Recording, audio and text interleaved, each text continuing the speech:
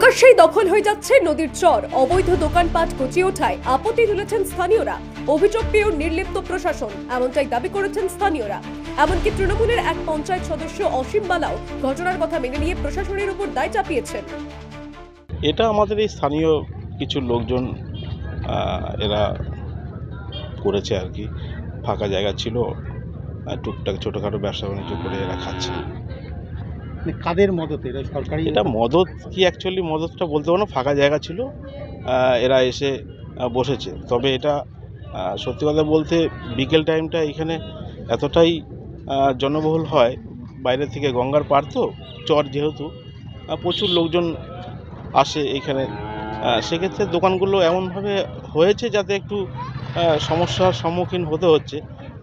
এটাই আমরা বারবার প্রশাসনের তরফ থেকে জানিয়েছি, বিডিও অফিসে জানিয়েছি, জেলা স্তরেও জানিয়েছি। তারা যদি পদক্ষেপ নেয় আগামী দিনে হয়তো এই বিশৃঙ্খলটা হবে না।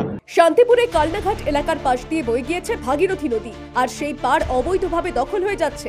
বিজেপির অভিযোগ, শাসক দলের একাংশের প্রত্যক্ষ মদতে বিগত কয়েক মাস ধরে নদীর চর দখল করে কিছু মানুষ দোকানপাট করে তুলেছেন। সারা পশ্চিমবাংলা ব্যাপী মাটি মাফিয়া, জমি মাফিয়া এগুলো চলছেই। তার ব্যতিক্রমও শান্তিপুর নয়। শান্তিপুরে এরকম জমি মাফিয়া আগেও আমি কতগুলো রিপোর্ট করেছি বা কতগুলো দেখেছি। একজনকে গাছে বেঁধে তাকে রেখে সেখানকার জনগণ পুলিশের হাতে তুলে দিল, সেটাও কোনো বিচার নেই। এবং নৃসিংহপুরে যে ঘটনাটা ঘটছে, যে আজকে চর দখল করে তৃণমূলের বাহিনীরা চর দখল করে সেগুলো প্রমোটিং করার চেষ্টা করছে, এগুলো কখনোই মেনে নেওয়া যায় না। যদিও দখলদারীদের দাবি তারা গরিব মানুষ, বাঁচার জন্য বাধ্য হয়ে এই জায়গায় বসেছেন। তাদের অভিযোগ, আগে এই জায়গা বালি মাফিয়াদের দখলে ছিল, সেখান থেকে তাদের হটিয়ে তারা দোকান তৈরি করেছেন। ঘটনা হচ্ছে এগুলো তো গঙ্গার সব জলের তলায় ছিল, পরবর্তীকালে ডেঙ্গা হয়, ডেঙ্গা হওয়ার পরে যাই হোক একজন মালিকের মালিক সে দখল করে রেখেছিল। সেটা আমরা এলাকার লোক বালির ব্যবসা করার পরে আমরা এলাকার লোকজন সেটাকে বন্ধ করে দিয়ে তারপরে সরকারি হিসাবে এখানে বাস স্ট্যান্ডের দরকার আমাদের নৃসিংহপুরে, এখানে বাস স্ট্যান্ড করেছে আমাদের জেলা পরিষদের থেকে। তারপরে এইখানে ধরেন ফাঁকা গরিব মানুষ সব বসে করে খাচ্ছে, এই হচ্ছে ব্যাপার। কেউ বলেনি, ফাঁকা পড়ে রয়েছে করে খাচ্ছে, আমাদের এখানে তো কোনো অসুবিধা নেই। শান্তিপুরের বিডিও জানিয়েছেন, স্থানীয় গ্রাম পঞ্চায়েতকে বিষয়টি জানানো হয়েছে। বিষয়টি তদন্তাধীন এবং প্রয়োজনে আইনানুগ ব্যবস্থা নেওয়া হবে।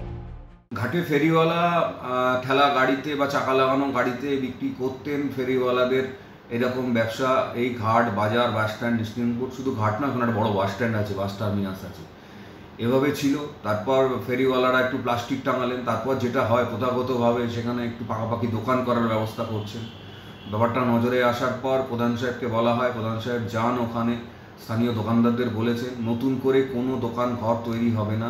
এই ঠেলা গাড়িতে যারা এসে বিক্রি করছেন, একদম হকার ফেরিওয়ালারা যেমন করে বিক্রি করেন তেমন করে অস্থায়ী দোকানে বিক্রি করবেন। দিন শেষে দোকানের সামগ্রী নিয়ে বাড়ি চলে যাবেন, কোনো পাকা দোকান ঘর ওখানে তৈরি করতে দেওয়া হবে না।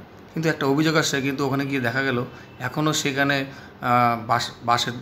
বাঁশ দিয়ে পোতা বা পাকাপোক্ত একটা দোকান রয়েছে। কি বলবেন? প্রধান সাহেবকে বলা হয়েছিল ব্যবস্থা নেবে। Bureau report, the wall.